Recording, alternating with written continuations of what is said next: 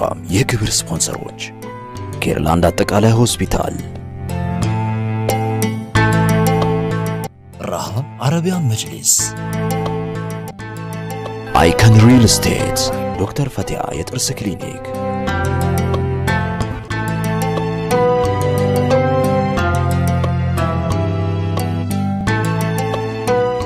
ባለታቱ ነው። ራሱን ሲገልጽ ወጣ ያልኩ ዱርዬ ነበርኩ ይላል። የመጨረሻ ልጅ ቢሆንም ቤት ውስጥ ስለሚፈራ ማንም ሊናገረው አይደፍርም ነበር። የትላንቱ ወንድም አገኘው አለማየሁ፣ የዛሬው መንገደኛዬ ዑመር አለማየሁ። ዛሬ የምንመላለሰው በሱ የህይወት መንገድ ላይ ነው። የአላህ ሰላም ረህመትና እዝነት በሁላችሁም ላይ ይስፈን። ውድና የተከበራችሁ ተመልካቾቻችን ሰላምታችን በያላችሁበት ይድረሳችሁ። እንደምን ሰንብታችኋል? እንደምን ከርማችኋል? ሳምንታዊው የኔ መንገድ ፕሮግራማችን ተጀምሯል። አብራችሁን ስለምትሆኑ ደስ ይለናል፣ እናመሰግናችኋለን። 9282 ላይ ወይምን እያስቀደማችሁ እንደዚሁም 0948992121 ላይ ሐሳቦቻችሁን እየላካችሁልን አብራችሁን እንድትቆዩ እንጋብዛችኋለን። ከዛም ባለፈ በእናንተ ህይወት መንገድ እንድንመላለስ ወዳችሁና ፈቅዳችሁ ብትመጡ ይህን የሄዲያ ብርሃን ለሌሎች ብናንጸባርቅም ደስ ይለናል። የኔ መንገድ ፕሮግራምን አጋሩን ያበረቱልን ተቋማት አሉ፣ እናመሰግናለን። ኬርላንድ አጠቃላይ ሆስፒታል፣ ዶክተር ፈቲያ ስፔሻሊቲ የጥርስ ህክምና ክሊኒክ፣ ራሃ መጅሊስ እንደዚሁም ደግሞ አይከን ሪል ስቴት አጋሮቻችን ናቸው። እጅግ አድርገን እናመሰግናለን። ባለዋበስ በኩል ደግሞ ሶፊያ አባያ ሃውስ፣ ቤተል ኤጄ ሞል ግራውንድ ላይ ታገኙታላችሁ። ሁሉንም አጋሮቻችንን እናመሰግናቸዋለን። ዛሬ የምንመላለስበት የህይወት መንገድ አለ። መንገደኛ ይነጋብዛለሁ፣ በሱ ህይወት መንገድ እንመላለሳለን፣ እናንተንም እናስጉዛችኋለን። እባክህ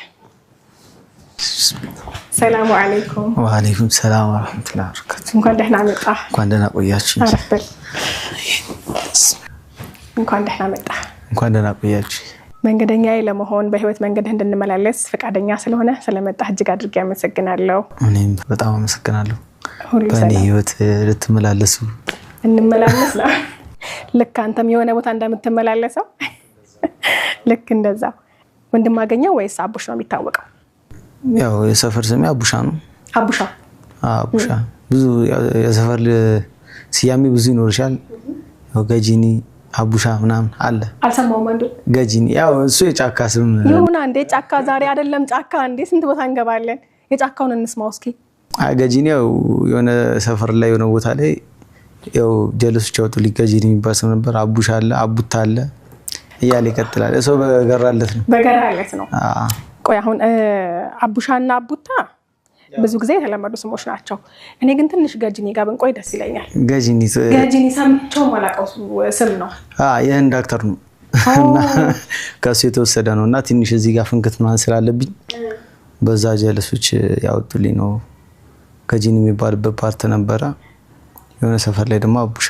የሆነ ሰፈር ላይ አቡሻ። አብዛኛውን ሰው ግን ተስማምቶ የሚጠራበት ስም የትኛው ነው? አቡሻ፣ አቡታ። አቡሻና አቡታ። አሁን ደግሞ ዑመር። ዑመር። ስለዚህ አሁን አቡሻ የሚለውን ስም ዑመር እንዳጠፋው ወይስ አቡሻም አለ? አሁንም እናቴ ጋር አቡሻ አለ፣ ሌላው ጋር ያው የሰፈር ልጆች ጋር ምናምን አልባከኩኝ በአቡሻ ነው። አንዳንዶቹ ዑመር ምናምን ቲክቶክ ላይ ምናምን ስለሚያዩ ዑመር ምናምን ነገር ያሉታል። ግን ደስ የሚለኝ እኔ በዑመር ምናምን ስታ ፀሐይ ብቻ ማዘሯ አቡሻ ምናምን ስትለኝ ደስ እያለኝ ነው። አቤት ምላት። በእርግጥ የቤት ስማችን እኮ አሁንም ድረስ ቤተሰቦቻችን በዛ ሊጠሩን ደስ ይለናል። እሷ ምክንያቱም ደግሞ ስትነግረኝ አቡሽ ያልኩበት ምክንያት ሁሌም ለኔ አቡሽ ትንሽዬ ልጅ ነህና ለዛም ነው አቡሻ ያው በየንተና ያልኩት ትላለች። ለዛ እንደዛ ወንድም አገኘው ደግሞ ዋናው ስም ነው። የመታወቂያው ያልከው? አዎ ከመታወቂያው ጫን ብሎ ያልከው?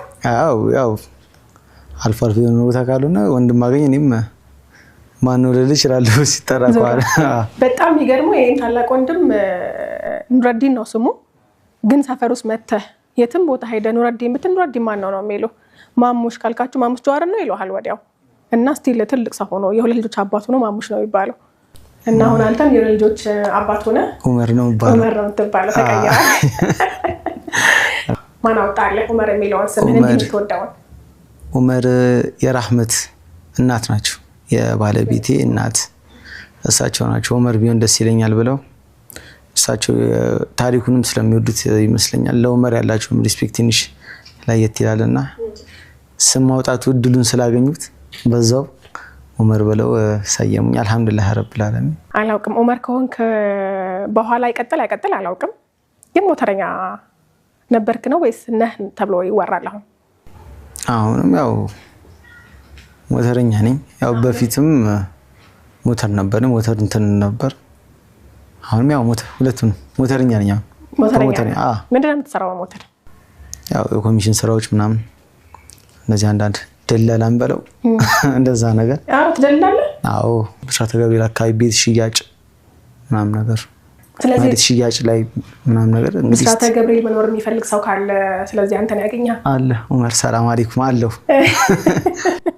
አይ ማሻአላህ ስለ አቡሽ ብዙ እናወራለን ስለ ትላንትና ማንነትም እንደዚህ ብዙ ምን ያነሳቸው ምን መላለስባቸው ብዙ የህይወት መንገዶች አሉ እኔ ግን አስቀድመን እንደው በቃ በየጊዜው የተጠራ ስለምትመላለስበት መንገድ ብናወራ ደስ ይለኛል ከዛ አስቀድመን ግን ስለሱ ጥሬ ከማውራታችን አስቀድመን ግን አንድ ቪዲዮ እንያ ከዛ በኋላ እናወራለን ደስ ይለኛል ቴክኖሎጂ ያባላል መሰለኝ አሁን በስልካችን ነው እንትን የምናደርገው ወንድም ዑመር የዑምራ ስጦታ ለመስጠት ነው ሐሳባችን ተጠራው ልቤ ተነሳ ደርሶልኝ አላህ ቀጠሮ እግሬ ቢያንስብኝ ለጉዞ ክንፋሻኝ ለመሄድ በሮ በሮ ኑራምባው መሃል ደርሼ ከባድ ጊዜ ነበር ይሄ በህይወቴ ትልቁ ያላህ እንትን የጀመረበት ነው والله አልহামዱሊላህ ከዚህ ቀን በኋላ አላህ ህይወቴን ያስተካከለበት ማለት ይቻላል በብዙ ፊትናዎችና እንትን ውስጥ ነበር እቺ ዑምራ ድል ከመጣች በኋላ የመጀመሪያው ዑምራዬ ነች እቺ ዑምራ ከመጣች በኋላ ብዙ በህይወቴ ብዙ ለውጦች መጥተዋል አንዴ ዑምራውን ሄጄ ከመጣው በኋላ ይሄን አልহামዱሊላህ ብቻ አልহামዱሊላህ ሌላ ምንም የሚባል ነገር የለም ደስታ ያስታውቃል ይገባሉ አራ አሁንም ተጋባብኝ እሱን ያያዩት ናፈቀኝ አራ የዛሬ አመት ማለት የዛሬ ይድቀር ነበር አዎ እቺን እድል ሰጠኝ ከዚህ በኋላ ሶስቴ ማለት አንድ ወር ከ20 ቀን ማካቢ ይሄኛው ስትሄድ ማለት ነው ኖ ከዚህ በኋላ መጨረሻው ነው አሁን ሶስተኛው ነው የርኩትን ስንት ሄድክ ማለት ነው ከዚህ በኋላ በአመቱ ስንት ሄድክ በአመቱ ሶስቴ ሄደሃል ሶስቴ አንዱን ግን ከርመሃል መጨረሻዋ እቺ መጨረሻ ስልሽ ከሶስቱ አንደኛው ማለት አይ መጨረሻው ነው የኩትኝ እንጂ እዛ ትንሽ ቆየኛው እና ማሜም የናፍቆቴን ስለሚያውቁ ይገርማል ማሜም የሆነ ሐረም ያለኝ እንትን ጉጉት እናንተ እንትን ስለሚለው በቃ እኛ ትንሽ ስለምንቆይ ስራ ምናምን ስላለን እዚሁ ሙህሪም ቶርስ ማለት ነው እነሱ ናቸው አላህ ጀዛቸውን ይክፈለው መሐመድ አማና መሐመድ ሰይድ ጉጉቴን ስለሚያውቁ በቃ ቤተሰብ ጋር ችግር ከሌለው ለዛው ልንመለስ አካባቢ ነው ያን እንትን ወላ የኢራንና እንትን ጦርነት ነበር አይደለ የዛ ይሄድን አካባቢ እንደው ገና ከዚህ የዑምራውን እንትን ሲል ራሱ ንያ ነበር እንደ አረብ ይዛ እንደርኩኝ እንደው በረራ ተዘግቷል በተባለ ወላ ለዓለም መስልሽ ያው ትንሽ ጊዜ በረራ ተራዝሞ ሐረም ላይ መቆየት ጉጉት ማለት ነው በመቶ ሺህ ሰላቶች የሚባዙበት ቦታ የረሱል ሀገር ላይ መቆየት ማለት አንድ ሰዓት ራሱ ትልቅ ኒያማ ነው እንኳን አንድ ቀን ሁለት ቀን ሳምንት አንድ ወር አልহামዱሊላህ ረብል ዓለሚን ሁሉም ካላ ነው ትንሽ ዛው ቆይና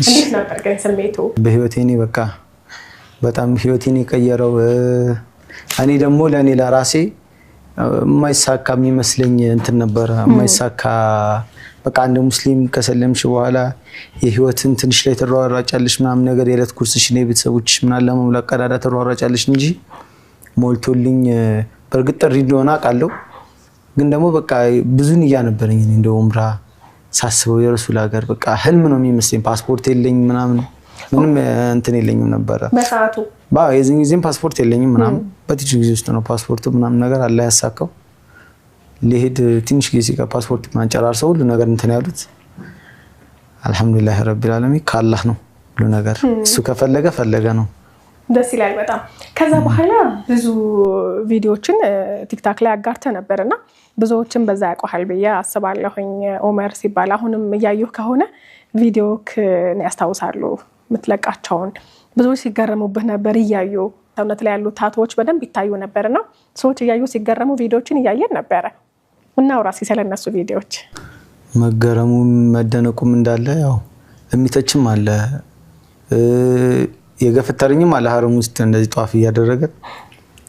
ጧፍ እያደረኩ ከአጀረል አስዋድ ተጋፍቼ ምናምን ነገር ስም እየተመለስኩ እንደዛ የሆነ ፓኪስታን ነገር ነው ያየሁት ነው አየኝና እንደዚህ ከዛ ልክ አለፍ እንዳልኩኝ ገፈተረኝ ነገር ማለት ነው። ዞር ብዬ ዱዓ ላደርጋልኩና ያው አላህ ቤት ነው ያፉት ሊላ ያው አለማወቅ የአስተሳሰብ ችግር ነው። ሁሉም በአንድ እይታ አይሽም። እዛ አካባቢ ሐረቦችም ቢሆኑ አንዳንዶቹ ወጣ ሲሉ እንደዚህ የሚያደርጉት ነገር ስለሆነ ከዲኑ ወጣ ሰው ያደርጋል። እኛም ሀገር የምናየው ነገር ነው እና ከእንትና አኳያ ነው ብሎ አንዳንዶቹ ገና ምንም በቃ ሳትያቸው ምናምን ነገር ማሻአላ ምናምን ብሎ በቃ ቀጥታ ወደ እንትኑ ይገባል።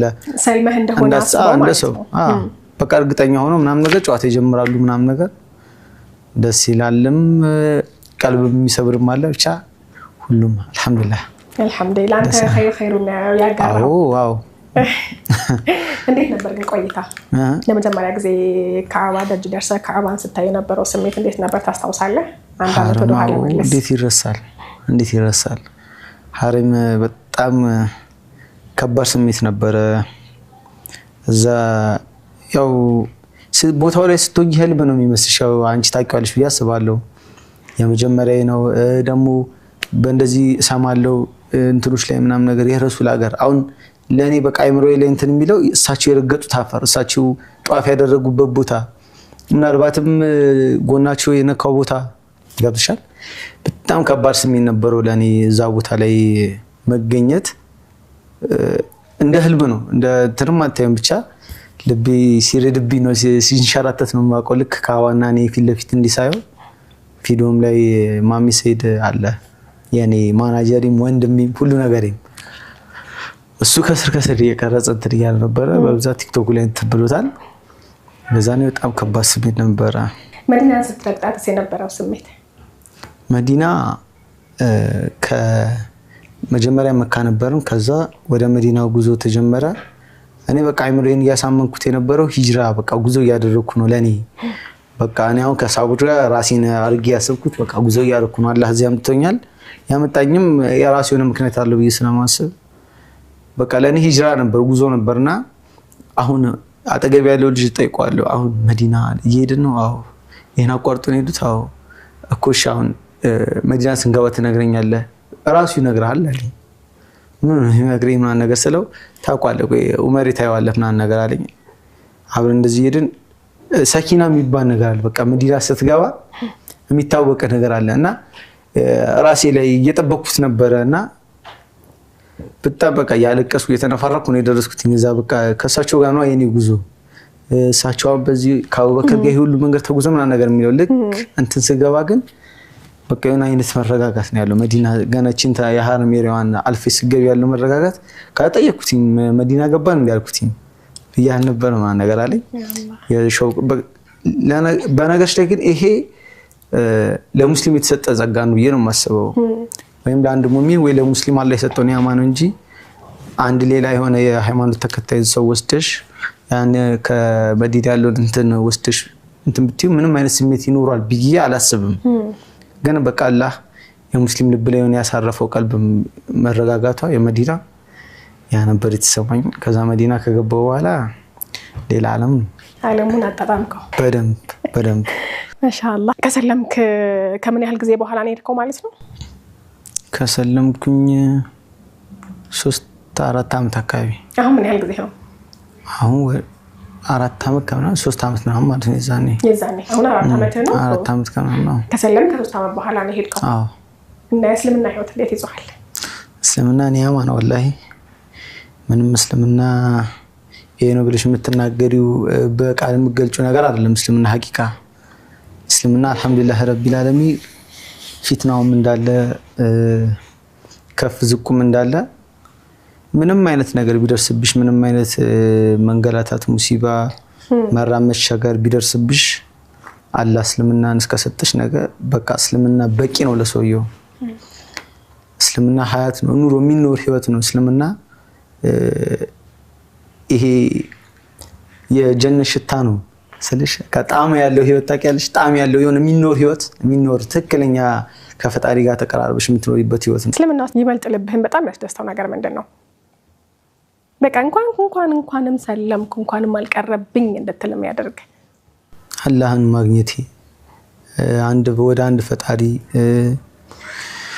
ይሄ ምላት ነገር እንትን የሚያዳምጥ ጌታ ከዛ ምላሽ የሚሰጥ ከዛ 5 ወቅት በቃ ሁሌም የምትገናኙ ጌታ 5 ወቅት ሰላት ይላል ይቅርብ ይሁንሽ ፈጣሪ ማለት አላህ ከደም ስራችሁ ቅርብ ነኝ ይላል ሐቅ ነው ያን ደግሞ አግኝቻለሁ አልহামዱሊላህ ረቢል ዓለሚን ለዛ ህይወት ነው እስልምና አልহামዱሊላህ አልহামዱሊላህ አሁን ደግሞ እስኪ መለስ እንበል ወደ ኋላ ይቻላል አሁን ደግሞ እስኪ መለስ እንበል ወደ ኋላ መለስ እንበል ስለ ትላንትናው ማንነት ስለ ትላንትናው አቡሻ ስለ ትላንትናው ማን ነበር ጋጂኒ አይደል ስለሱ ደግሞ ትንሽ እናነሳለን መለስ ብለን አስቀድመን ግን ስለ ታቱፍ ብናወራ ደስ ይለኛል አንገትህ ላይ ሙሉ ለሙሉ ትልቅ ታቱ አለ እጅህ ላይ በተለይ ደግሞ የኢህራሙን ልብስ ለብሰህ ባጋራው ቪዲዮ ላይ በደንብ ነው ታቶች የሚታዩትና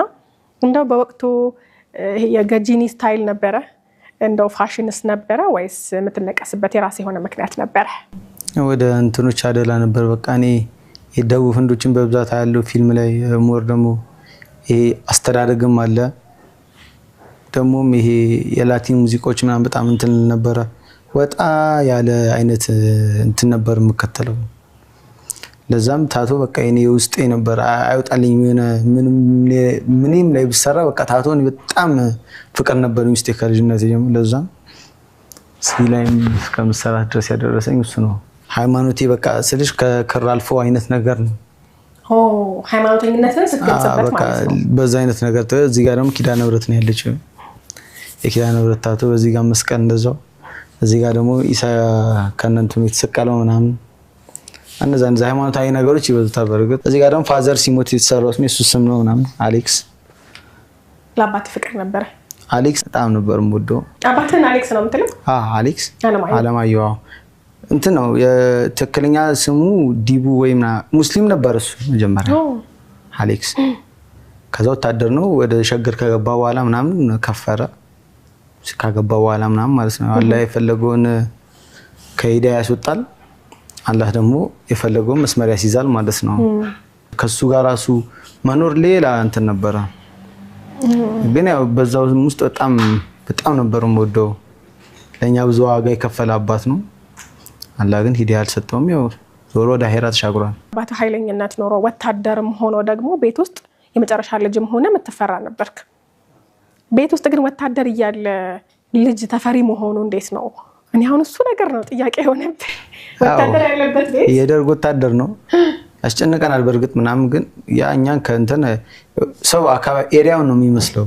ያ ያደግንበት አስተዳደግ ሰፈሩ ምንም ለፍራቻም ሚዳል እንትና አይደለም ቤተሰብ አክብረሽ ፈርተሽ ምናምን በፈለግሽው አይነት ቅርጽ ራስሽን ምሰሩ ራስሽ ነሽ እንደዛ ነበርና ራሴን የቀረስኩት ራሴ ከዙሪያ ከማየው ጓደኞቼ ትልልቅ ዱርዮች አሪያ አድርገን ምንይዛቸው ዱርዮች አሉ ሰፈር ውስጥ ምናምን ነገርና አላዳምጠውም ስልሽ በቃ ያመተ ነው ሌላ የሚመጣ ነገር የለም ለዛ በቃ ሲሆን ሳለም ደግሞ ከማዘርጋ ስለተለያዩ እኔ እናቴ ጋር ስለሆንኩኝ ከዛ በኋላ በቃ ተገናኙ በጣም የሞጣት ነገሩ መጣው እሱም ቢኖር ግን ያው ነው በቃ እኔና እሱ አሁን የሆነ ጫብስ ቤት ምናምን እንገናኝበት ፓርት ነበር ሁለታችሁ ከዛ እንዴት ሆናል ካፍሎ ምናምን እሱ ይወጣል ምናምን ነገር ምናልባት እንደዛ ሲሆን አንተ እድሜ ምን ያህል ነው የዛኔ አራ ልጅ ነበርኩ እኔ ሁሉ ነገር ሲጀምር ገና ልጅ ነኝ ወደ 10 ምናምን 15 ምናምን በቃ 14 ምናምን ከፈርጆች ጋር ምናምን ትንንሽ የጫብሲዎች ምናምን ጀምረና መጠጦችን ከፍ ያልን ስንል በቃ ትንሽ 16 17 ሲሆን በቃ ውጪ ማደር ምናምን በጣም ያሉ ነገሮችን ማድረግ ምናምን መላ ምናምን በቃ ያለ መላ ማለት ስርቆት መላ እንደዛ መላ በትበት ማለት ምናምን ብዙ ነገሮች ላይ ገባን ከዛ አንዴ እንትን ሲስተም ውስጥ ከገባሽ በኋላ መውጣት በጣም አስቸጋሪ ነው ኦኬ ደግሞ እንደዚህ ሃይማኖታዊ ነገር ብለሽ መለሳለሁ ብለሽ ቤተሰብሽን አስታውሰሽ ደግሞ ልመለስም ስትይ እርገቱም አለ በቃ ዞርሽም ዛ ማህበረሰብ ላይ ስለምትመለሽ ጸርተሽ አትጸጂም ታጥቦ ጭቃ ነው የሚሆነው ግን ደግሞ ታጠቁም ብትያችም የትኛውም ገዳም ብንሄድ ምንም ብንል ያኛው ሀያት ላይ ነበር መልሰን ምንመለሰው እንዳልከው ምናልባት አስተዳደጋችሁ ወጣ ብለህ የራስን ነገር መርጠህ እንድትኖር አስገድዶ ሊሆን ይችላል። ያደክበት ደግሞ አካባቢው፣ ሰፈሩ፣ የምታያቸው ሰዎች ለአንተ ደግሞ እንደ አርአያ የሚመስልህ ታቶ አድርጎ ይሄ የሚፈራ አይነት ሰው ለአንተ እንደ አርአያ አድርገህ ነው የምትይዘው የነበረው። ያን እድሜ ኖሮሃል። ለምን ያክል ዓመታት በዚህ ህይወት ውስጥ አሳለፍክ? ለምሳሌ በመጠጥም እንዳልከው በተለያዩ ሱሶችም ቢሆን ከልጅነት እስከ እውቀት እኔ ምንም በወመቴነት ነው ያሳለፍነው። ልክ እስልምና ላይ ከገባን ነገሮች መስመር ያዙ የተቀየሩ ነገሩም የተገላቢጦሽ እየሆነ መጣና አልহামዱሊላህ ረቢል ዓለሚን ራሴን አገኘው። አልহামዱሊላህ። እንደው ትንሽም ቢሆን ሰውነት ይጎትታል ብዬ አምናለሁ። ማንነት አይደል የተፈጠርክበት ነገር ውስጥ ላይ ነፍስህ አካባቢ ላይ ጥያቄ ኖሮ የሆነ አለ አይደል መቼ ነው እስከ መቼ ነው እዚህ ህይወት ውስጥ የምቆየው የሚል ጥያቄ በውስጥ አይመላለስም ነበር? በቃ ዝም ብሎ መኖር ነበር? ተስፋ የሚያስቆርጡ አጋጣሚዎች አልነበሩም ወይ? ነበሩ፣ በጣም በተደጋጋሚ ነበሩ። ታስሬ በምፈታበት ታይም ማዘር አስሬ ጣቢያ ስትመላለስ በወር በምናምን ነገር በተደጋጋሚ ስታሰር ምናምን የሆነ ሰዓት ይሰልቻል። በቃ ህይወቱ ምንድነው ታያለሽ። ከዛ ደግሞ በቃ ራሴ እንደዚህ በምላጭ ምናምን በመቀዳድርበት ፓርት ምናምን ማዘር ወደ ገዳም ምናምን ይዛኝ ትሄድ ነበር። ለምንድን ነው የምትቀደው ብላ ስም በምላጭ? ያው ፋዘርም የሞተ ታይም ነበር። ያው መመረሽም የዛኔ ደግሞ ምንም በቃ ፋሽንም አትዩም ያው መመረሽ በቃ ካለንበት እንትን አንዳንዴ የሆነ ሆርሲ ብሰሽቲ ከፋሽ ምናምን የምታወሪበት እንትን ነው። በቃ ተስፋ የመቁረጥ አይነት ነገር የለም። እንደዛ ነበረ። ከዛ በኋላ ገዳም ይዛኝም ትሄድ ነበር ፀሐዬ። ከገዳም ስንመለስ ምንም ገዳሙ ብንቆይም ቆይታችን ገዳም ላይ 16 ቀን 17 ቀን ቆይቼ በመጣም ምንም እኔ ጋር የሚለወጥ ነገር የለም። ውስጤ የሆነ የሚታደስ የሆነ ወይ ለዛ ወንጀል ያለኝ ጥላቻ ምናምን ነገር የለም። ዞሮ እዛ ወንጀል ውስጥ ነው የምዘፈቀው። መቼስ ሰው ወደ መንፈሳዊ ነገር ሲጠጋ አምላኩን ወደ መፈለግ ያለበትን ነገር መጥላ ሲጀምር አዲስ ነገር መፈለግ ይጀምራል። አዎ ከዛ አምላክን መፈለግ ራስን ማጽዳት ከዛ ነገር ለመውጣት መታገል ነበሩ። በመሃል በጣም ብዙ ጊዜ ያን አርጌዋለሁ። ገዳሙሽ ላይ ስትወስደኝ ስንመለስ ድጋሚ እዛ ነገር ውስጥ ስመለስ ዙሪያ ያለው አብሮ አደግ ጓደኛ ነው። የትም ደግሞ በሄድ ያው እኛ ተከራይነን ከአንድ ቦታ ወደ አንድ ቦታ ነው የምንቀሳቀሰው። ስንንቀሳቀስ ሰፈሩ ላይ በቃ እኔን የሚመስልን ሰው ነው ፈልጎ ዞሬ አይጥመኝም አይገጥምልኝም። የሆነ እንደዚህ የቤት ልጅ ምናምን ነገር ጋር አብሮ እንትን ማለት ምናምን አይመጣልኝም። እኔ በተክርስቲያን እንትን ማለት ምናምን ነገር ሞክሬዋለሁ ግን አይደለም በቃ የሆነ ውስጥ ያልተቀበለው ቀድሞም ለእስላም የተጻፈች ነፍስ ከባድ ነው። እጅ ላይ ማየው ምናልባት ጠባሳ የሚመስል ነገር ይታየኛል። ከዚህ ጋር የመላጩ ነው? አይ የመላጩ ነው። ስሜቱ ያረጋጋኝ ነበር። እኔ ስቆርጣ ያለው ነገር ደምህን ስታፈሰው ካለበት ጭንቀት ተረጋጋለህ ነው። እንት ህመሙን ፔን ሳዳምጠው ከነበርኩ በመጀመሪያ ሳምንት ትንሽ ወደዚህ እንትላለውና ያው የሰይጣን እንትን በይው በቃ እንጂ ያን ያህል እንትን ብሎን አይደለም። አሁን ስታወራ ፀሐዬ ነው የምትለው እናትህን። ለእናትህ የተለየ ፍቅር ያለህ ይመስለኛል። እዚህ ህይወቱ ሲኖር ደግሞ እናቴን እንዲያሰቃይቻት እስከመቼ ነው እንደዚህ መሆነው የሚሉ ተደጋጋሚ ጥያቄዎች ወደ አእምሮ ይመላለሳሉ ብዬ አስባለሁና አንተ ጋር አልነበረም ይሄ ስሜት? ነበረ። ማኮዬ በጣም ከርታታዋ እናቴ ነች ስልሽ ብዙ ከአብሬያት ከፍ ዝቅ ብያለሁ። እሷም ከኔ ጋር አብራ ከፍ ዝቅ ብላለች።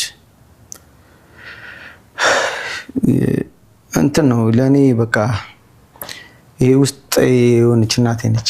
እኔ በቃ ራሴ ነች ፀሐዬ። የሆነ ለሷ የሆነች ትንሽዬ እንትን ነበርኩ። በሄደችበት ይዛኝ የምትሄደው የሾለኩ ሰይርባት የሆነ ቦታ እኔ ለማስለቀቅ እንትን ስትል ምናምን እናቴ ለኔ ያላት ቦታ ይሄ ነው ብዬ የምገልጽ አልነበረም። እስልምና ላይ እስከገባ ድረስ መውደድም ልክ አለው ስልሽ አላህ የሚባለው የኔ ጌታ እሱን እስከማውቀው ድረስ በቃ ፈጣሪ የሚለው ጋር እስከገባ ድረስ ፀሐዬ ለኔ ከፈጣሪ ጋር ቀርብ አድርጌ ነበረ። ለኔ በቃ ፈጣሪ የለም እስከማለት ደረጃ እስከምደርስ በቃ ፈጣሪ የለም በቃ አንቺን ነው የማውቀው እስከምላት ደረጃ ነው የኔ ፍቅር የነበረው ለፀሐዬ ማለት ነው። አልহামዱሊላህ እስልምና ላይ ከገባው በኋላ ድንበር አበጀውለት። ድንበሩም ግድም ስለሆነ ነው ግድ ነው በቃ ማሻረክ ደረጃ እንዳይደርስ እየወደድኳትም ቢሆን ትንሽ አራኳት እንጂ ከሰውነ አካሌ ነች። እኔ ለእናቴ ምንም ቃላት የለኝም የምገልጻት እናቴን ፀሐዬ። ግን ታዲያ እንደዚህ ያለ ፍቅር በልብ ውስጥ ሞልቶ በዛ ልክ እናትን ማስቸገር በዛ ልክ ራስን ሳትቀይር መኖር ቀላል ነገር ነው ምክንያቱም እናቴንን ባየሽ ቁጥር ምን ያክል ልቧ እንደሚያዝን የሚያሳዩ ነገሮች የሚያሳብቁ ነገሮች ይኖራሉ በእርግጠኝነት ነው አንተን ከዛ ህይወት ለማስወጣት የሆነ ነገር ላይ ደርሰሃን እንደ እናት ማየት የምትፈልጋቸው ነገሮች አሉ ተደጋጋሚ ነግራህ ሊሆን ይችላል እያዘነች እያለቀሰች አይታት ይሆናልና እነዚህን ሁሉ ነገሮች እያየህ ግን ያ ፍቅር እንዴት አላሸነፈህም ወደ ምትፈልገው ልጅ ለመሆን እሷ እንደምትፈልግህ ልጅ ለመሆን ማለት ነው ስለዚህ ተፈጥሮ ይሄ ያደግንበት እንትን ይጎትተናል እኛም እናቴ ለማገዝ ሞክራለሁ ያለንበት የህይወት እንትን በጣም አስቸጋሪ ነው ከልጅነት እስከ እውቀትን እስከማቆ ድረስ የቤታችን እንትን በጣም በቃ የመጨረሻ የደህንነት እንትን ነበር እሷ ነች ቤተሰቡን ቀጥ አድርጋ ያዘችው እንደዛ መሆን አይሳካላትም ምናምን እኔም በዚህ ሾልክባት እሱ እየገባ ሲደበድባት ሲስተርም እንደዛው በቃ ያ ሁሉ ፊትና የበዛባት የሆነ ሰዓት ላይ ራሴን ቆም ብያስብና እስከመቼ እዚህ ጋር እንደዚህ ይሆንሽ ቢያንስ እስቲ እኔ ደግሞ አደብ ሊያዝላት ብዬ ስራ ውስጥ ገባለሁ ብረት ምናምን ከላቲንሽ ጊዜ ነው በቃ ግን ደግሜ እዛ ቆሻሻ ውስጥ ነበር የምገኘው ደግሜ እስልምና ላይ እስከምገባ ድረስ ማለት ነው አሁን እኔ ለሷ ሰው ሆንኩት ለናቴ ሰው ሆንኩላት እስልምና ላይ ከገባው ነው ያን ደግሞ ሳም ታውቃለች እኔ ምንም ይሁን ስለ ሃይማኖት አያገባኝም አንተ ብቻ እንኳን ሰው ሆንክልኝ እንኳን ቤተሰብ አፈራ እንኳን ልጆች ኖሩ ህይወት እንኳን እንደዚህ ተስተካክሎ አዩት እንኳን ምኮራበት ልጅ አለኝ ማለት በቃ ልጅ አለኝ እኔ የሆነ ነገር ሲያጋጥመኝ አቡሽ አለልኝ ምለው ልጅ እንኳን ሆንክልኝ ትላለች አልহামዱሊላህ ዛሬ ይሄ የሚኮራበት ማንነት ያገኘው እስልምናን ካገኘህ በኋላ ምንም ጥያቄ የለውም አልহামዱሊላህ ምናልባት በአንተ እድሜም ሊሆን ይችላል በቤተሰቦቻቸው ጫና ስር ወድቀው በኑራቸው ተገፍተው በብዙ ምክንያቶች እንደዚህ ያለ ህይወትን የሚኖሩ ልጆች ይኖራሉ